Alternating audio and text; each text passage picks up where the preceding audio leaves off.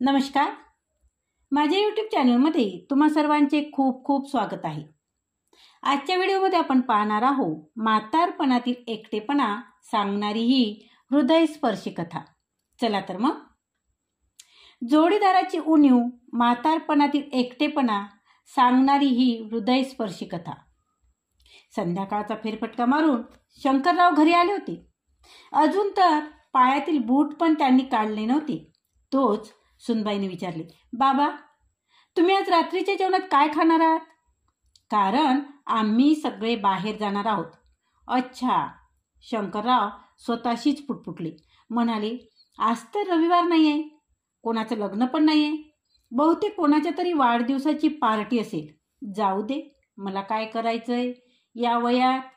आपल्या विचारांना झटकत त्यांनी त्यांचे बूट रॅकवर ठेवले आणि सुनीला म्हणाले, असं कर बाळा, तुम्हाला 2 पोळ्या बनवून दे, मी दुधाबरोबर खाईन. बाबा सकाळच्या 3 पोळ्या शिल्लक आहेत, जर तुम्ही त्याच. सुनीने आपलं वाक्य अर्ध्यातच सोडलं. पण सुनेचे म्हणणे शंकररावांना समजले होते. सकाळच्याच पोळ्या खाल्ल्या तर पोटात गॅस होईल. आज सकाळी पण सुनबाईने मिठाचीच भाजी बनवली नव्हती आणि तिखट मसाल्याची भाजी बनवली होती. त्याचे आत्तापर्यंत त्यांना आंबट ढेकर येत होते. ह्या वयात पोटाला सांभाळणे म्हणजे एखाद्या बिघडलेल्या मुलाला सांभाळण्यापेक्षाही कठीण काम असते. ते सुनबाईला म्हणाले, या वयात मी सकाळच्या पोळ्या नाही खाऊ शकत. तुला थोडं कष्ट होतील, पण ताज्याच पोळ्या बनव. सुनबाईंना जरा रागच आला. ती पुटपुटत उठली. आता 2 बनवा काय आणि 10 काय, काम तर तितकंच ना. कणिक भिजवा, पोळ्या बनवा, किचन ओटा साफ करा, दिवस रात्र यांची सारखी चाकरी करत राहते. तिचे ते पुटपुटणे शंकररावांना कानावर पडले. देवा परमेश्वरा, 2 पोळ्या बनवायला काय त्रास होतोय? मी कुठे तिला पंचपक्वान्न मागितले होते? हद्द झाली ही. त्यांना खूप राग आला, पण त्यांनी तो तसाच गिळून टाकला. राग तिथेच काढला जातो जिथे कोणी ऐकणार असेल. आजकाल तर शंकररावांना जितक्या वेगाने राग येत होता तितक्याच वेगाने तो उतरत सुद्धा होता. त्यांनी त्यांची पत्नी शकुंतलाबाईची आता खूप आठवण आली. शकुंतलाबाई असताना त्यांच्यावर कधीच शिळी पोळी खाण्याची वेळ आली नव्हती. उलट पोळी भाजीबरोबर आणखी 10 गोष्टी असायच्या. एखादा गोड पदार्थ, पापड, लोणचं, दही, ताक, अजून काय काय. पण आज विचार करून त्यांना वाईट वाटलं. सुनबाई राहू दे, मी सकाळच्याच पोळ्या खाईन, तुला उगीचाच त्रास होईल. माझ्यामुळे तुम्हाला जायचंय ना, उशीर नको व्हायला. तसं पण तुझ्या हातची पोळी खूप मऊ असते, चालेल मला. सुनीला तर काय मग सोन्याहून पिवळच झालं. आवाज गोड करत सुनीने विचारले, बाबा तुम्ही चहा घेणार का? तर शंकरराव आपल्या चहा पिण्याच्या इच्छेला दाबत म्हणाले, चहा प्यायची अशी काही खास इच्छा नाही आहे, पण तू स्वतःसाठी जर बनवणार असशील तर बनव मला पण. हो, मी स्वतःसाठी बनवणार आहे, तुम्हाला पण बनवते, असे म्हणून स्वयंपाकघरात गेली. शंकरराव स्वतःशीच पुटपुटले. म्हणाले, लाखोची संपत्ती आज मी पण माझ्याजवळ आहे. हे घर पण मी अजून मुलाच्या नावावर नाही केले.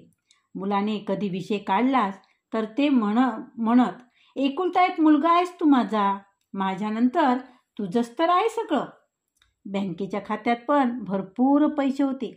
तरी पण जर एका चहाच्या कपासाठी आणि 2 ताज्या पोळ्यासाठी तरसावं लागत असेल तर त्या म्हाताऱ्याचे काय हाल होत असेल. त्यांच्याजवळ संपत्तीच्या नावावर भूतकाळातील आठवणीशिवाय काहीच नव्हते. शकुंतलाबाईच्या आठवणीने शंकररावांच्या डोळ्यात अश्रू चमकले आणि ते गालावर ओघळले. शकुंतलाबाई असताना घरातले कसलेच काम त्यांनी केले नव्हते. फक्त आर्थिक जबाबदाऱ्या सांभाळणे एवढीच त्यांची जबाबदारी होती.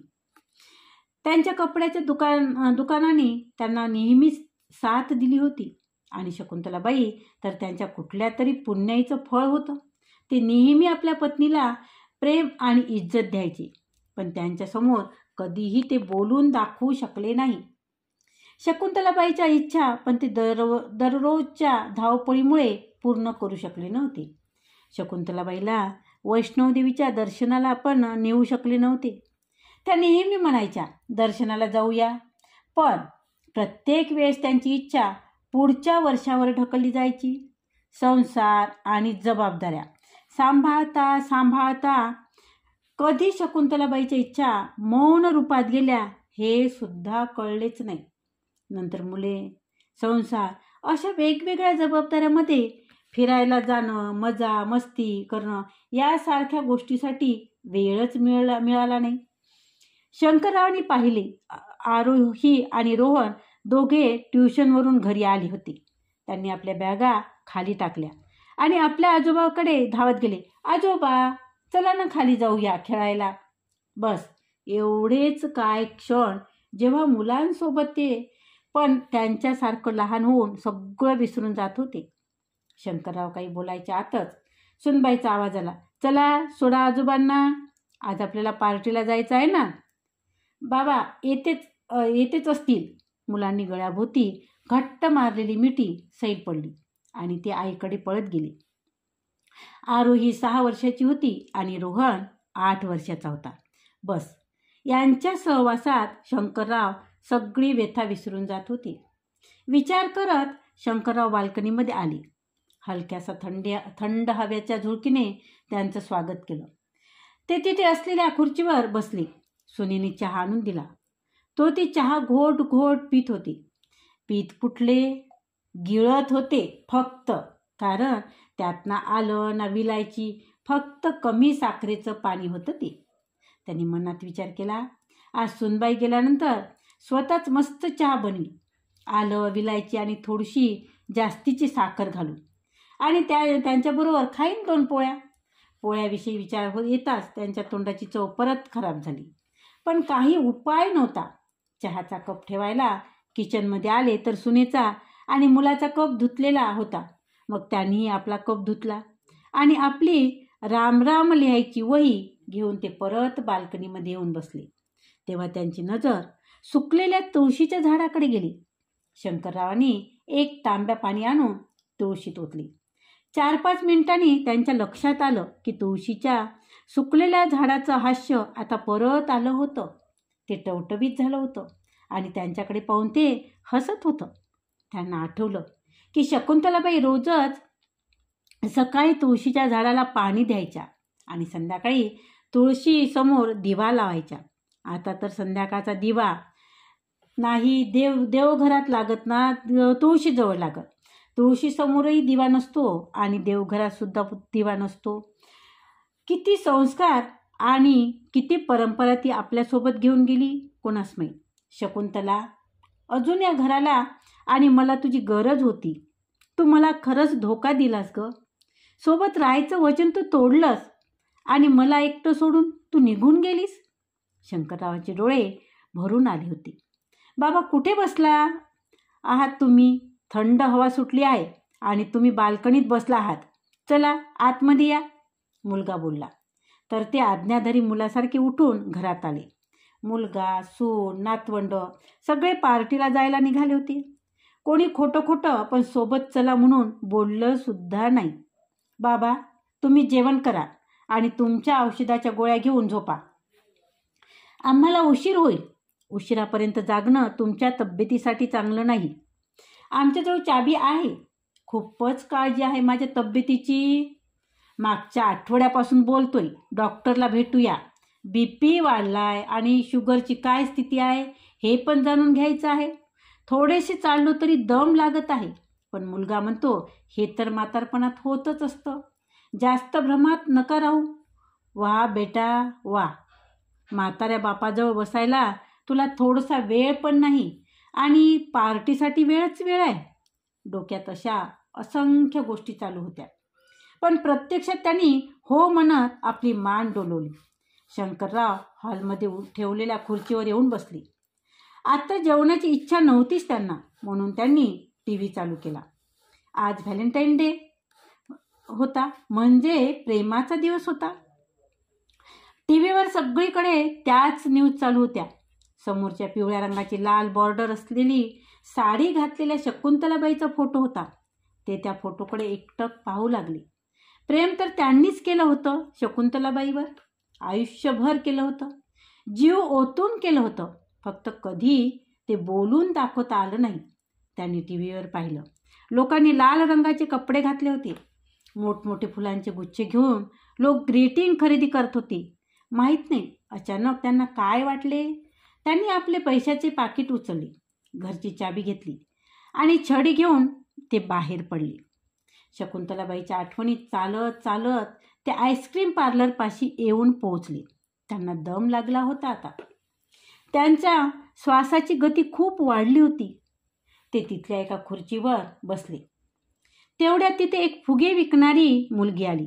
ती म्हणाली, आजोबा फुगे घेणार का? घरी जायचं आहे, थोडेच राहिलेत.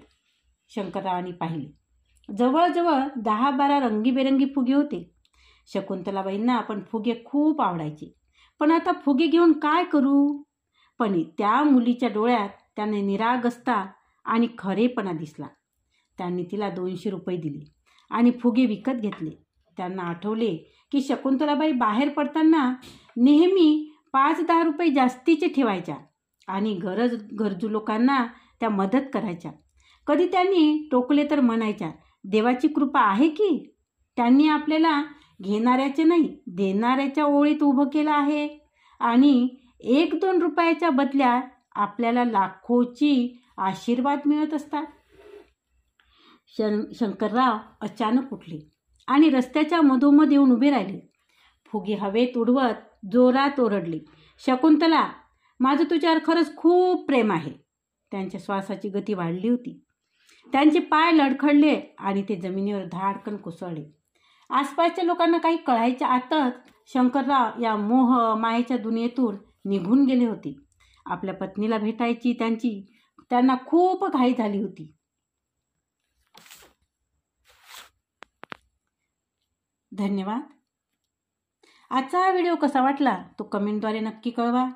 तसेच व्हिडिओला लाईक करा, शेअर करा, कमेंट करा आणि चॅनलवर जर तुम्ही नवीन असाल तर चॅनलला सबस्क्राईब करा. धन्यवाद.